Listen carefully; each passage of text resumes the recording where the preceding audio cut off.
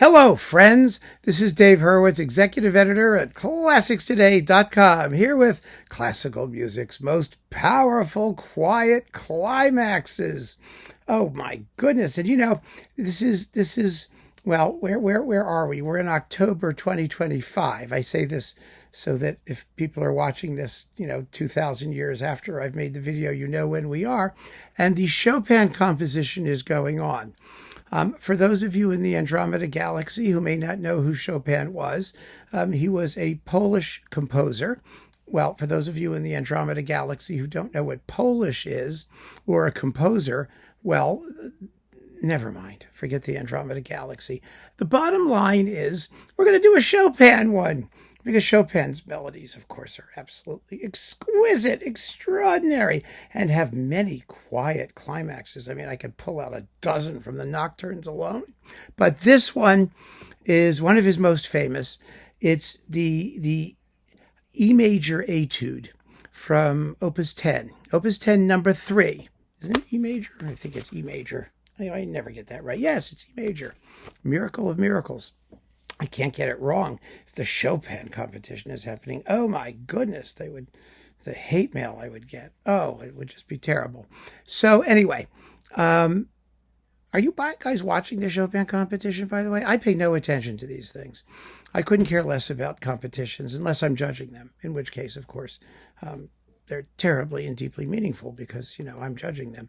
But anyway, so here we have Etude on Naxos. It's really very good. She won the Grand Prix du Disque Chopin in 1995.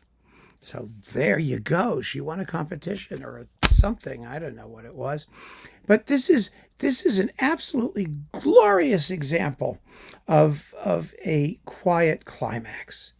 At least in the initial melody of this etude. It goes on and then it comes to a big, fervent, virtuoso thing in the middle, and then it but the initial tune is amazing. And why is it amazing? Well, first of all, because it's just a gorgeous tune.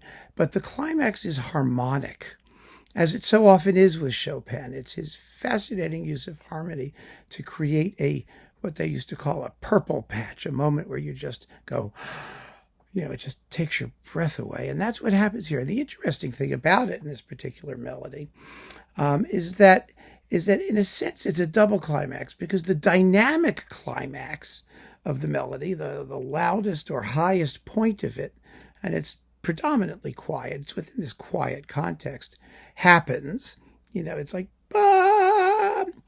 But the actual emotional expressive climax is the quiet dying fall that comes afterwards. So it's ping! Ya da da da, ya da da da da, and you just go, oh, that's so beautiful. And it's the actual return to silence, return to quiet, which is so moving, so expressive, and so climactic. It creates the zats that the music gives you. It hits you in the solar plexus. Really an extraordinary thing. And this happens not unfrequently in classical music. I mean, there are wonderful melodies where they have a certain curve, and you reach the apex of the curve, but the part that hits you is a little bit elsewhere. It's a little bit displaced, and what that does is it extends this feeling of climax. What is it? It gives you more bang for your buck. It puts musical juice in every part of the melody, not just in the loud part or the top part or whatever. It's really, really a brilliant thing. And I don't think people talk about it very often, because I said before, melody is not something that music theory knows how to deal with very well. They can talk about the harmony all they want, and they can talk about form and, and consequence and thingies and sentences and paragraphs. I mean, they've got terms for everything. But what they don't have a term for is why it works, what makes it so effective.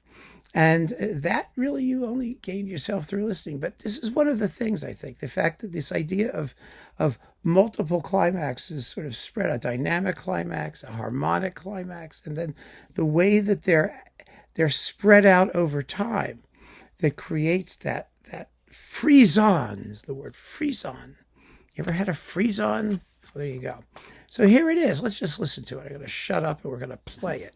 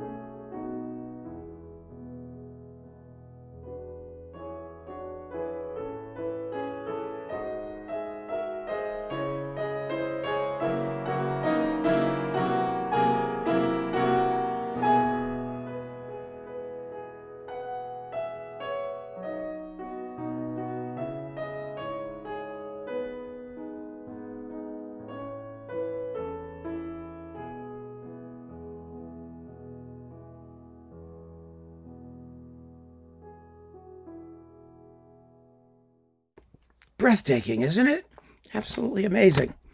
Fabulous, quiet climax by a master melodist. Somebody who really, really knew how to milk those harmonies and to use dynamics and then all of the qualities of music to create a climax at a soft, basic dynamic level. Genius, folks. That's what it is. So keep on listening, friends. Thanks so much for joining me. Take care.